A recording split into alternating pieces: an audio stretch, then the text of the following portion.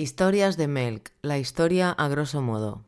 Hay personas que más allá de su trabajo trascienden en el imaginario popular. Hoy vamos a hablar de una de esas personas y de cómo lo asesinaron. Pero también hablaremos de su asesino y qué motivos le llevaron a cometer el crimen. Hoy hablaremos de cómo un icono popular se convirtió en leyenda. Soy Tony de Melk y hoy conoceremos los pormenores del asesinato del ex Beatle John Lennon. Sed bienvenidos a Historias de Melk. Abrigaos, que en Nueva York en invierno hace mucho frío. 11 de la noche del 8 de diciembre de 1980. En la calle 72, esquina Central Park, justo enfrente del edificio Dakota, para una limusina y se baja una pareja. La mujer se adelanta para entrar al edificio y detrás de ella va su marido, y justo cuando está entrando en el pasaje que da la entrada al edificio, un hombre le grita: «Señor Lennon». John Lennon se gira y recibe 4 disparos en su cuerpo. Cae abatido, mientras su mujer, Yoko Ono, grita desesperada. Aparece el portero del edificio y consigue desarmar al hombre. El agresor se sienta en la acera y se pone a leer un libro. El portero hace que llamen a la policía, que llega rápido, y se llevan a John Lennon al hospital. No pueden esperar a una ambulancia, ya que se está desangrando. Mientras se llevan detenido al hombre que le disparó, que no ofrece ningún tipo de resistencia. Su nombre es Mark David Chapman. Una hora después, en el hospital Roosevelt, se certifica la muerte de John Lennon. Una de las balas le atravesó la aorta y llegó a perder el 80% de la sangre. La noticia corre como la pólvora y se empieza a congregar gente tanto en el hospital como en la puerta del edificio Dakota.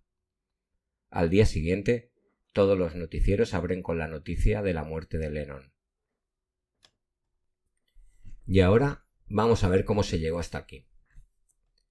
Estamos en el año 1966. Los Beatles son el grupo más grande del mundo. Todo lo que hacen se mira con lupa. Han dejado de dar conciertos. Están sometidos a una presión enorme, tanto de los fans como de los medios. Los conciertos que daban eran tan multitudinarios que ni se oían entre ellos cuando tocaban, por los gritos constantes de los fans. En los años 60, la tecnología no estaba a la altura. Conciertos de más de 50.000 personas, con altavoces súper pequeños. Después de cada cosa que hacían, se sacaba de contexto o se engrandecía. Se estaban quemando muchísimo. Un ejemplo. En una entrevista, Lennon dijo que los Beatles eran más grandes que Jesús. Realmente lo que dijo era que la religión en Inglaterra estaba perdiendo mucha de su fuerza y que ellos eran más importantes para la juventud inglesa que la Iglesia. Pero no escogió bien sus palabras. Y esto en Estados Unidos sentó como un tiro. Sobre todo en el sur de Estados Unidos, que es la zona más conservadora y religiosa. Por algo la llaman el cinturón de la Biblia. Se quemaron discos, fotos, dejaron de sonar en la radio. No me imagino si llega a existir Twitter. No olvidéis esto, que luego coge su importancia. Y tan quemados estaban los Beatles que decidieron no hacer más bolos y centrarse solamente en sacar discos de estudio. En el mismo año, en 1966, John Lennon conoce a Yoko Ono, una artista vanguardista japonesa, en una exposición de arte, flechazo al canto, y se volverán inseparables.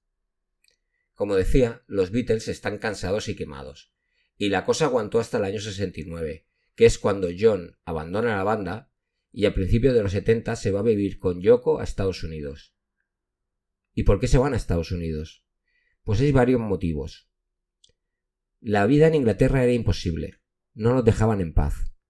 Mucha gente culpaba a Yoko de la separación de los Beatles, y en parte tenían razón. La verdad es que Yoko puso su granito de arena, pero no fue ella la única causa. Bueno, pero volvamos a las razones de irse a la tierra del tío Sam. En Inglaterra, una vez, incluso la policía fichó a John por posesión de drogas en su casa, Quedó bastante claro que fue una vendetta personal de la policía. La redada la hicieron en su propia casa, y lo único que encontraron fue un poco de hachís, y a la policía les faltó tiempo para avisar a los medios. Lennon, debido a sus manifestaciones políticas y a su influencia entre la juventud, no era demasiado querido por las autoridades. Pero quizás la razón más poderosa para irse a Estados Unidos fue la desaparición de Kyoko.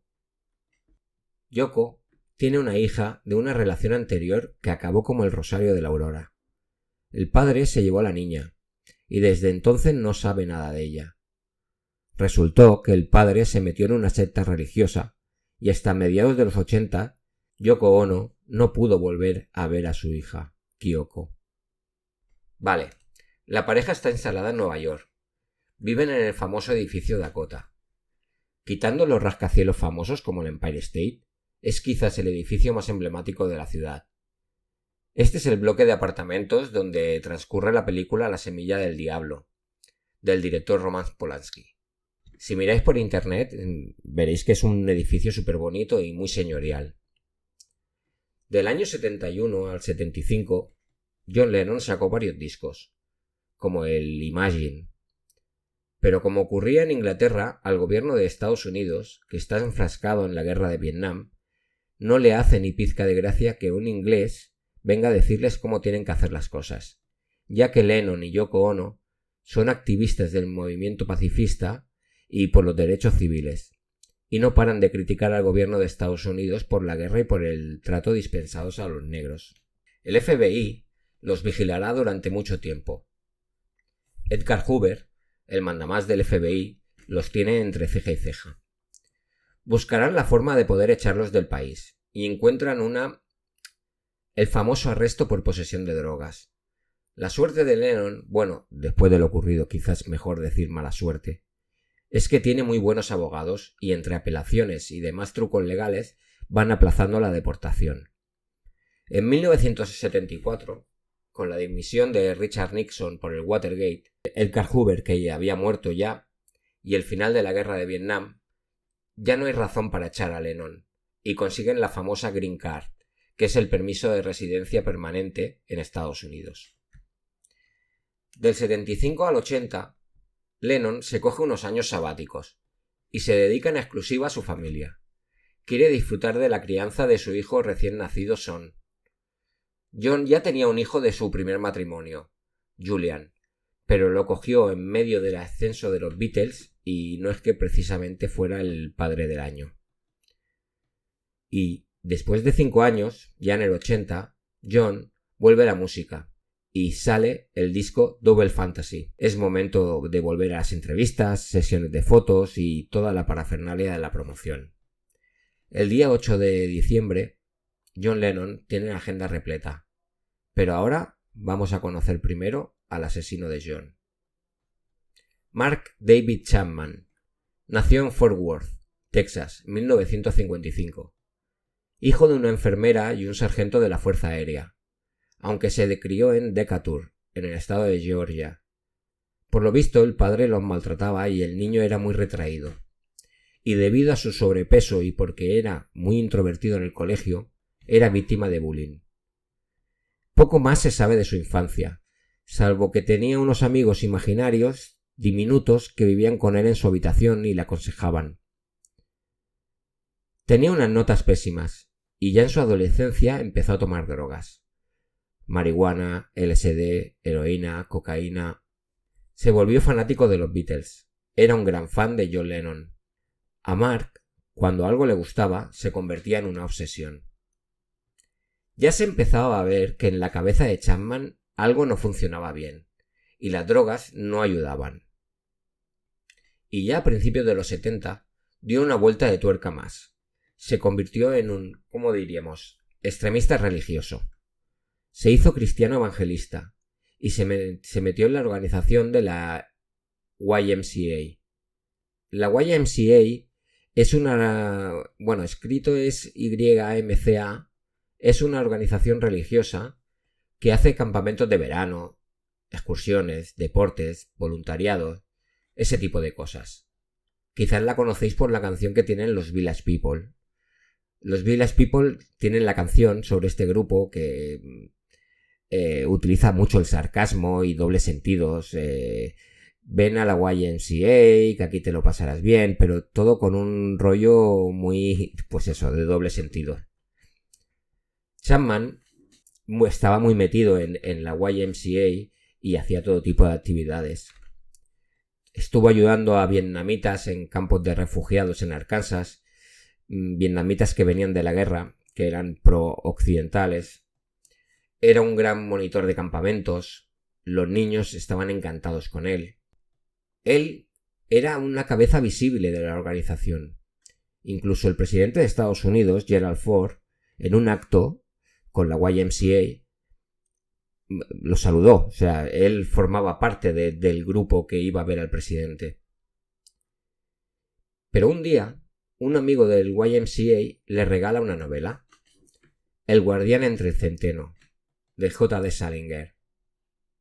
¿Y qué pasó? Pues que le gustó mucho.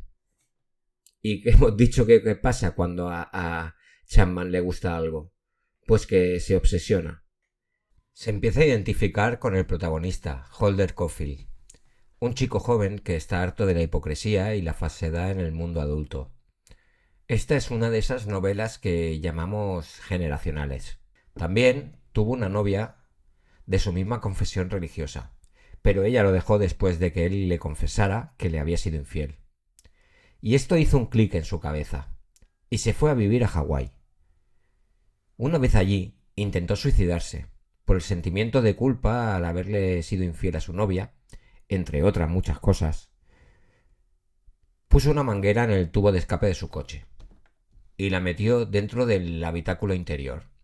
Quería morir ahogado por monóxido de carbono. Por suerte, por el calor que desprendía el tubo, la manguera se deshizo y pudo salvar la vida.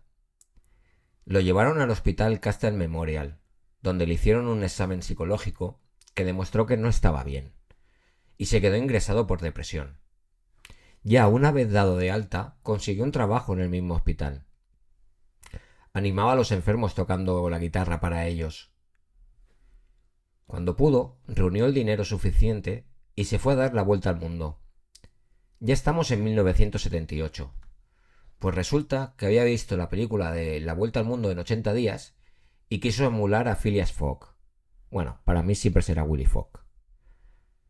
En la agencia que contrató el viaje conoció a la que sería su agente, Gloria Abe, una chica americano-japonesa, y surgió el amor.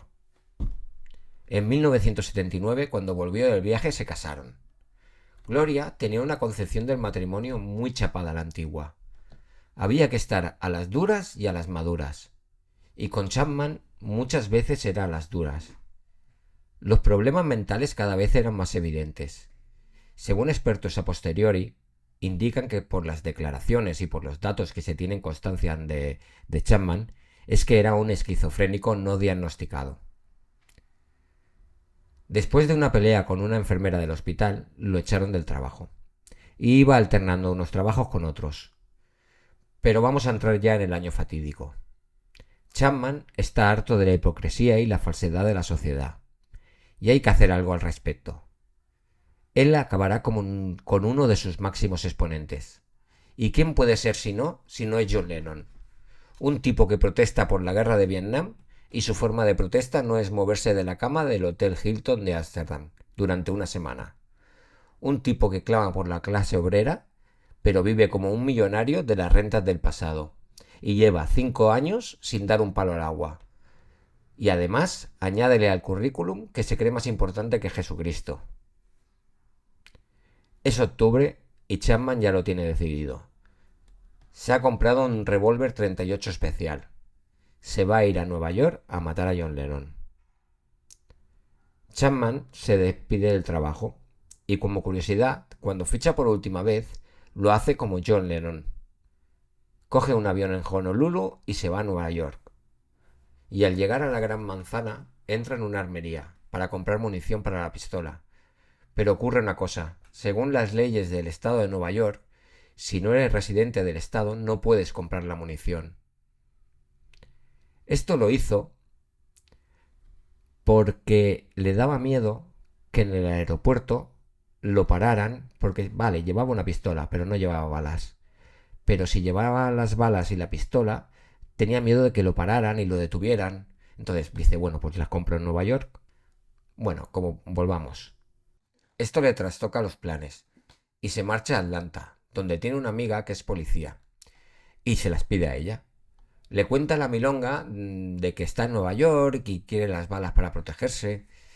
A ver, tener en cuenta que la Nueva York de finales de los 70 y principios de los 80 no es la de ahora, que ahora puedes ir y es una ciudad bastante tranquila, muy para turistas. Antes era una ciudad bastante peligrosa.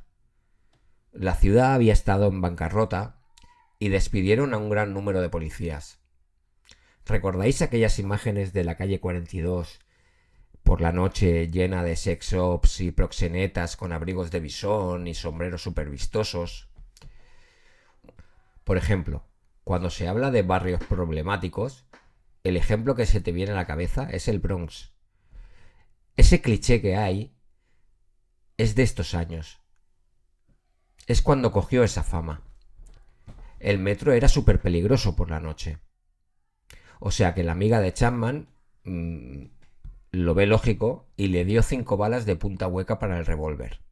Yo no soy un experto en armas, pero las balas de punta hueca hacen bastante más daño que una bala normal. Entonces, vuelve a Nueva York y mientras hace tiempo, entra en un cine y ve la película Gente Corriente. Creo que era de Robert Redford como director. No me hagáis mucho caso porque lo digo de memoria. Y no se sabe por qué, porque nunca lo dijo, pero se arrepiente. Ya no quiere matar a John Lennon.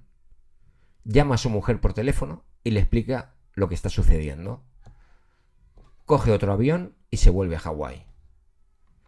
Una vez en casa, le explica a su mujer sus obsesiones, que tenía un plan para acabar con John Lennon, pero que ya no lo piensa hacer. Gloria lo acoge como si no pasara nada, y lo único que le pide es que se ponga en manos de un psiquiatra.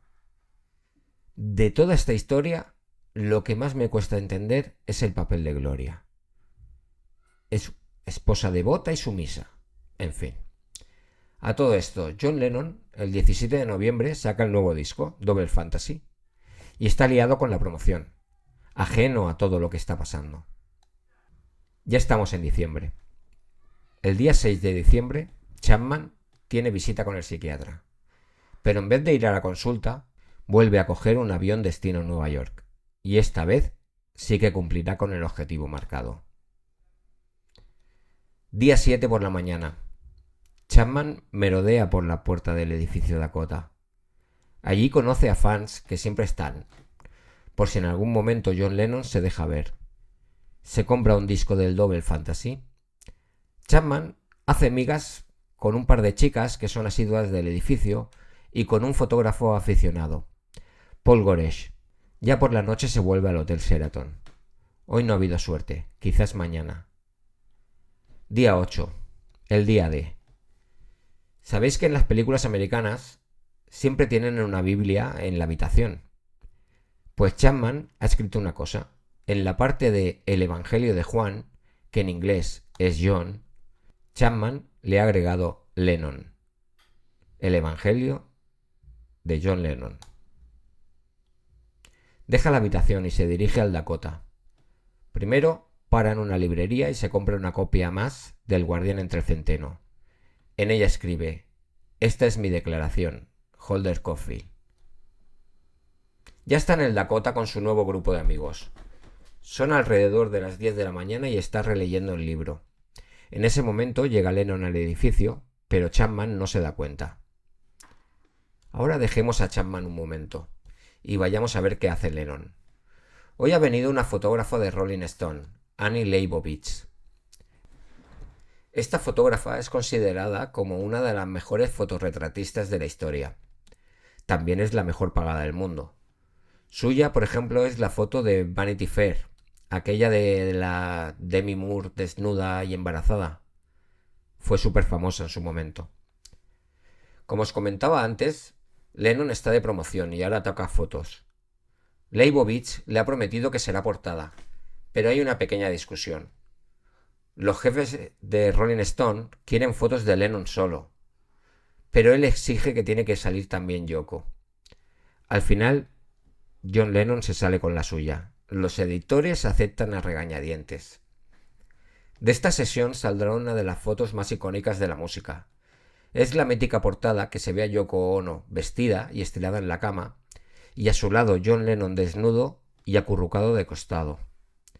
Es curioso cómo una de las imágenes más bonitas que le han tomado a alguien se la toman justo el día de su muerte.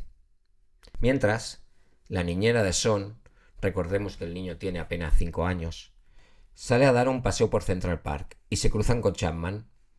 Chapman saluda al niño diciéndole "Beautiful boy", niño guapo. No quiero pensar en lo que debió sentir Son años después, supongo, cuando se enteró que el asesino de su padre le estuviera saludando y tocando antes de matarlo. Bueno, a las 5 de la tarde John y Yoko salen del edificio y el grupo de fans se acercan para saludarlos. El músico se para firmando autógrafos y aquí Paul Goresh anima a Chapman para que se acerque a John Lennon, momento que aprovecha para tomar una foto. Esta es la foto que sale en la miniatura del episodio de hoy. Otra foto para la historia. Foto en la que salen víctima y victimario. Lennon le firma una copia y le pregunta si quiere algo más. Chapman le responde que no, a lo que John Lennon le dice ¿seguro? Parece una premonición. John y Yoko se marchan al estudio de música. El grupo de fans, al tener ya lo que querían, deciden marcharse y ven que Chapman se queda. Y le preguntan si ya has conseguido el autógrafo, ya está, ya te puedes ir. Chapman les comenta que esperará que vuelvan, ya que se le olvidó pedirle a Yoko Ono que también le firmara, que quería tener las firmas de los dos. Son cerca de las 11 de la noche. Después de un día agotador, la pareja se baja de la limusina. Y aquí encuentra la muerte a John Lennon, a manos de Mark David Chapman. En agosto de 1981, Chapman se declaró culpable y fue sentenciado a cadena perpetua, pero con opción a libertad condicional a los 20 años. Esta la puede pedir cada 2 años, y desde el año 2000 la ha pedido hasta en 13 ocasiones, siempre denegada. Chapman ha pasado por diferentes prisiones del estado de Nueva York. Dicen que es un preso modelo, y continúa casado con Gloria Abe. Yoko Ono, que en la actualidad tiene 91 años, poco tiempo después del asesinato inauguró Strawberry Fields Forever, un memorial en Central Park, cerca de la casa de John, donde se reúnen los fans para honrar a uno de los músicos más influyentes del siglo XX, además de todo un icono del pacifismo. Lennon no fue el único Beatle que sufrió un ataque. El 30 de diciembre de 1999, George Harrison recibió 40 puñaladas en su mansión de Inglaterra por un enfermo mental que creía que el ex Beatle estaba poseído por el demonio. Por suerte salvó la vida, aunque murió solo un año después por un cáncer de garganta, rodeado de los suyos. En Twitter, @melcaniano, con K. Y hasta aquí el episodio de hoy. ¿No os sorprende la actitud de Gloria? A mí sí. Me resulta muy raro que cuando volvió del primer viaje de Chapman a Nueva York no tomara ninguna medida. Hostia, que su marido se fue a la otra punta del país para matar a una persona. Y como se arrepintió, no pasa nada. No sé, avisa a alguien, haz algo. Que se llevó una pistola. No sé, es muy extraño. Es que a mi parecer, yo creo que Gloria podría haber evitado este asesinato. Está claro que Chapman no estaba bien, pero aparte de querer acabar con un símbolo de la hipocresía, ¿por qué se dejó coger? Pues parece porque él también quería su propia fama. Y la consiguió porque a final de cuentas su nombre sale en todas las wikis de asesinos famosos. Una cosa más. Me he presentado a los premios Evox. Si os gusta mi trabajo podéis votarme. No espero ganar ni nada por el estilo, ya que este es un podcast pequeñito, que va creciendo poco a poco. Pero al menos, cuanto más votos tenga, más visibilidad tendrá. No sé si lo sabéis, pero aunque me votéis a mí, podéis votar a todos los que os dé la gana. No es una persona un voto, es una persona 1 millón de votos si quiere. Bueno, aparte, dejadme comentarios y me gusta para posicionar un poco mejor al podcast. Y aparte que me hace mucha ilusión. Sobre todo a la gente que me escucha en Spotify, que cada vez son más. Pero no comentan nada. No sé, me gustaría saber de dónde sois, desde dónde me escucháis. Bueno, va, que no me quiero hacer pesado. Bueno, ya está aquí la chapa. Muchas gracias por escucharme. Soy Tony de Melk. Un abrazo y a cuidarse.